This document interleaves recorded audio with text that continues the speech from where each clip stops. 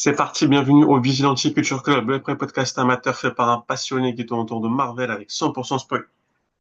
Euh, donc l'objectif de ces playlists est d'écouter cela en mode chill, notamment dans les transports ou en promenade, à la fois pour les débutants et pour les initiés. Cette vidéo elle est dédiée à la nouvelle série Marvel Daredevil Born Again, située dans la saga du multivers et dans la phase 5. Et pour information, je fais cette vidéo après avoir vu les 4 premiers épisodes. Ce qui est une première parce que d'habitude, ces vidéos, je les fais donc avant d'avoir vu la série. En première partie, nous allons parler des informations. Alors, c'est une série qui est dit donc revival à la série Daredevil fait par Netflix. C'est-à-dire que c'est une suite, on pourrait presque la considérer comme une saison 4. Une saison 2 est déjà en préparation et en tournage. Cette saison 1, elle a subi de gros reshoots pour une réorientation du scénario donc et artistique, parce que de base, la série, elle devait être très avocat-friendly et moins montrer le côté super-héros, donc justicier de Matt Murdock. Mais Marvel donc a décidé de montrer un peu plus de Daredevil et aussi de rajouter un côté sombre et une violence donc iconique du personnage de Daredevil. Euh, donc les réalisateurs de Loki et de Moon Knight sont venus en aide. La série se passe dans le flux temporel principal de l'univers principal du MCU, c'est-à-dire l'univers 1999-999. La série a une ellipse, donc dès le premier épisode, les premiers événements donc, de l'épisode 1 se passent avant les événements de Spider-Man No Way Home, d'Hawkeye, She-Hulk et Echo. Et ensuite, cela se passe après. En partie 2, nous allons faire donc une analyse des teasers, trailers et autres TV spots. Alors, il y a eu un gros trailer qui a très bien marché et plusieurs TV spots. Donc, dans le trailer et dans les TV spots, on voit vraiment un mélange de violence et de complot. Donc, ça mêle très bien le côté justicier de Daredevil et le côté euh, donc avocat de Matt Murdock. Donc, des combats très violents, un Matt qui continue ses actions en tant qu'avocat, le caïd qui veut devenir maire, le retour du Punisher et de nouveaux personnages comme White Tiger, Muse ou encore Razor Glenn. Une série qui est classée donc TVMA, c'est-à-dire moins de 18 ans aux États-Unis. En partie 3, nous allons parler des personnages. Les personnages qui seront confirmés. Du côté des protagonistes, il y a Matt Murdock, donc Daredevil. Et on a le retour donc de Foggy Nelson, ainsi que de Karen Page. On a la présence donc d'Heather Glenn, qui est une thérapeute et le nouvel donc love interest de Matt. On a un personnage qui s'appelle euh, donc Kirsten McDuffie. C'est une nouvelle associée de Matt Murdock donc dans son cabinet. Comme vous pouvez le constater, donc Matt ne va plus travailler donc avec Foggy et avec Karen. On a aussi donc Bibi, qui est la nièce de Ben Urich, donc le journaliste qui a été tué par Wilson Fisk. Et on a un flic qui s'appelle donc Thierry, qui travaille donc à la fois avec Matt et avec Daredevil. Et le personnage est très intéressant, je trouve. Et on a aussi le personnage de White Tiger, donc Hector Ayala de son vrai nom, qui est un justicier et qui a le pouvoir donc d'une amulette qui lui donne une super force. Sur les anti-héros, donc on a le retour de Frank Castle, donc alias le Punisher.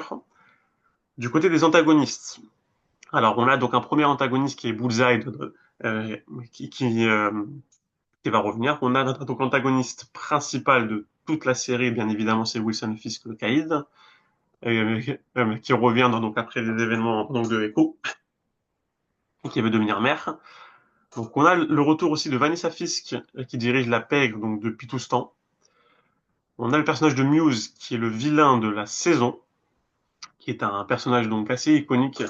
C'est un artiste qui peint des fresques avec le sang de ses victimes.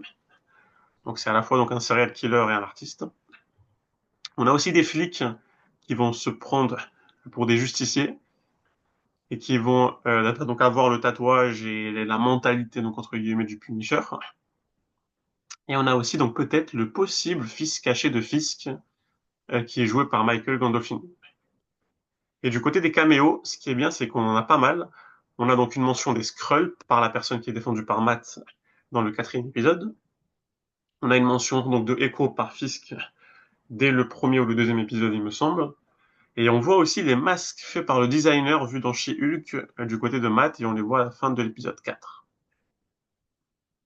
Du côté des personnages qui sont soupçonnés euh, donc d'être présents, alors du côté des protagonistes, on a bien évidemment les Defenders, donc on espère tous voir un ou plusieurs Defenders d'ici la fin de la saison. On a Spider-Man qui a été mentionné par Whistle Fisk, donc pas directement donc avec son nom de Spider-Man et avec son nom de Peter Parker, mais avec euh, un surnom comme l'homme araignée, etc. Je me souviens plus exactement. On pourrait avoir donc le Hawkeye de Clint Barton et aussi de Kate Bishop, et on pourrait même voir le personnage de Moon Knight qui, de rumeur, se trouve à New York. Du côté des anti-héros, on pourrait avoir donc le retour donc à la fois d'Echo, mais aussi donc d'Electra si celle-ci n'est pas morte. Parce que je vous rappelle que dans la série donc Defenders, elle est soupçonnée d'être morte à la fin de cette série. Du côté des antagonistes, donc pourquoi pas voir le retour de la Main, qui est une organisation donc iconique et qui est clairement donc un ennemi de Daredevil. Et du côté des caméos, donc beaucoup de personnes parlent donc du père de Kamala Khan, donc Yusuf Khan, ainsi que de la guêpe de Van Dyne. En partie 4, donc nous allons parler des contenus à voir avant de voir la série. Alors il y a bien évidemment la série donc Daredevil originale. Cette série donc retrace l'histoire de Matt Murdock qui est aveuglé par un accident étant jeune et enchaîné et donc entraîné par un maître en armes sourde qui s'appelle Stick. Donc il est avocat le jour et il est un super-héros la nuit pour arrêter les criminels qui sévissent à New York comme Wilson Fisk le Caïd et comme l'organisation séculaire à la main. Donc je vous laisserai voir cette série qui est très probablement une des meilleures séries faites par donc Marvel, qui est très sombre et qui est très poignant. On a aussi la série donc sur Jessica Jones. Donc moi, à titre personnel, sachez que je n'ai vu donc que la saison 1, qui est très très bien. C'est une jeune enquêtrice euh, euh, qui va développer des pouvoirs et qui devra se battre notamment comme l'homme contre l'homme pourpre, qui est capable de contrôler les gens par la pensée. Donc l'homme pourpre, c'est un personnage qui est génial, c'est sûrement un des meilleurs antagonistes vus dans une série. Donc je vous laisserai aller voir cette saison 1 qui est très poignante également. On a aussi la série de Luke Cage, qui est un jeune homme au super pouvoir proche d'un super soldat qui va devoir protéger les gens qu'il aime dans Harlem de plusieurs criminels comme Cottonmouth et Bushmaster.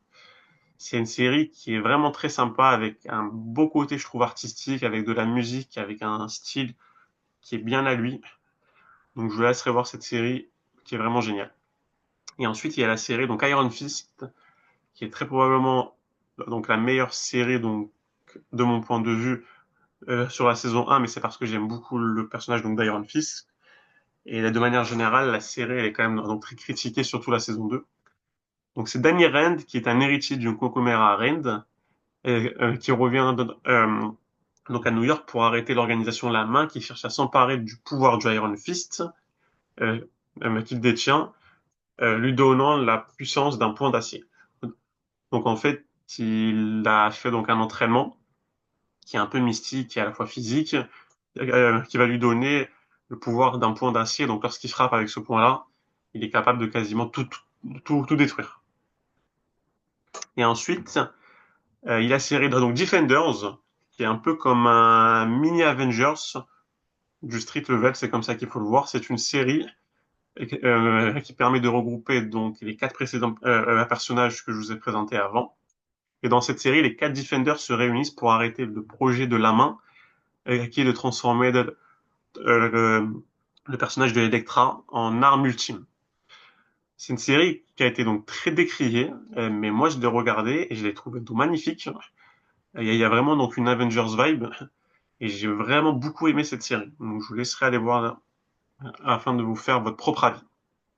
Ensuite, il y a eu donc une série spin-off sur le Punisher. Le Punisher, c'est un personnage qui est apparu dans la saison 2 de Daredevil, qui est un anti-héros. C'est ni un antagoniste ni un protagoniste.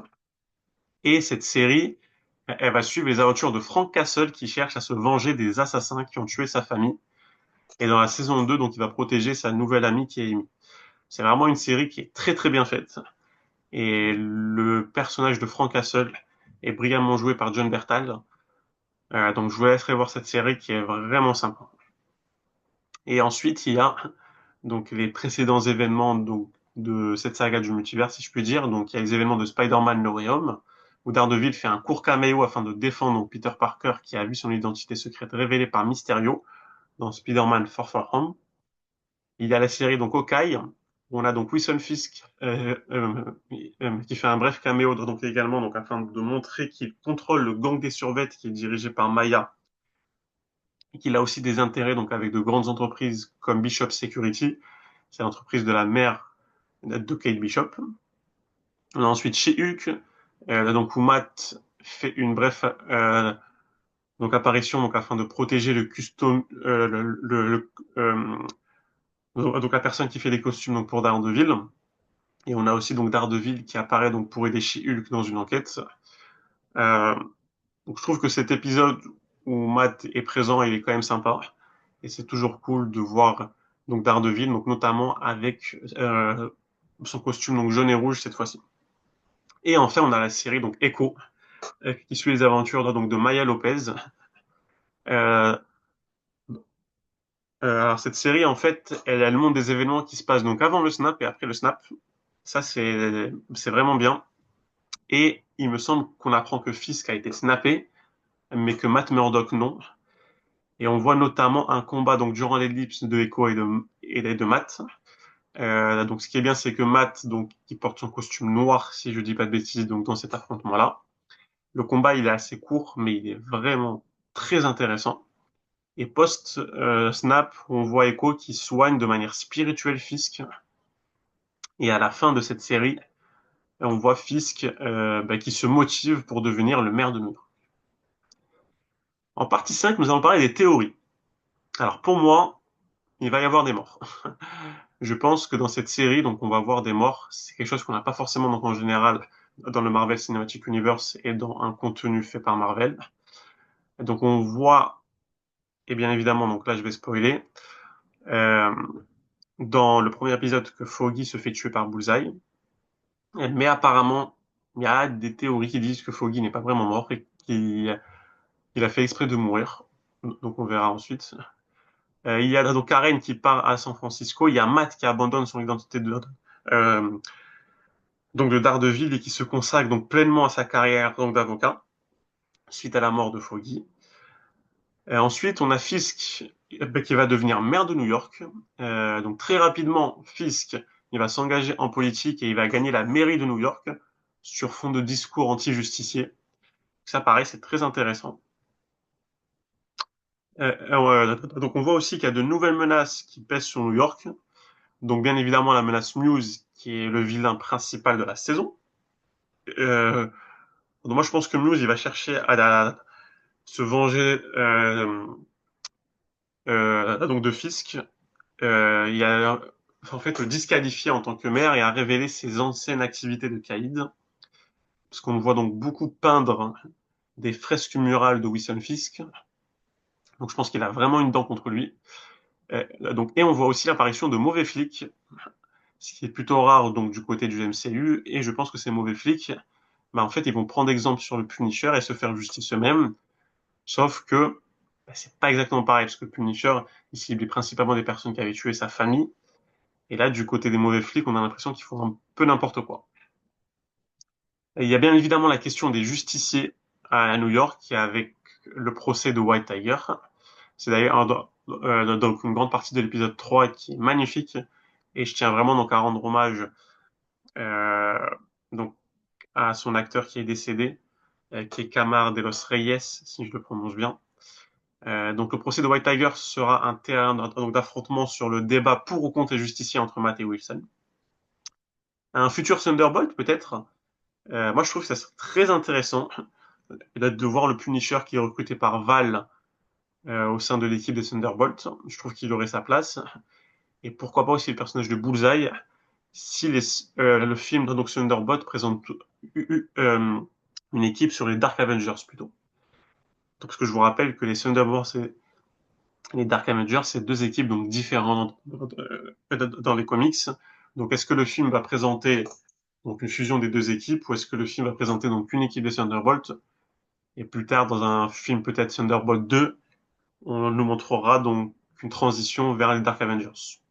Donc honnêtement, je ne le sais pas, mais sachez qu'une vidéo sur les Thunderbolts va très probablement arriver dans les prochaines semaines.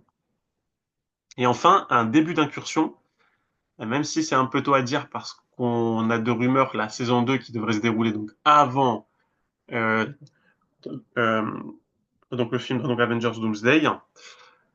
Euh, Ça serait vraiment sympa que la fin de la saison nous montre un début d'incursion donc dans New York avec pourquoi pas l'arrivée d'un variant de Foggy, celui donc par exemple du film donc de Daredevil qui est joué par Jon Favreau, ou d'un variant donc de Elektra, pourquoi pas celle de Jennifer Garner qui est jouée dans le film Elektra et dans le film de Deadpool et Wolverine. Donc n'hésitez pas à me poser des questions en commentaire. Merci pour les pouces bleus et abonnez-vous pour ne rater aucun numéro du podcast. Merci à vous.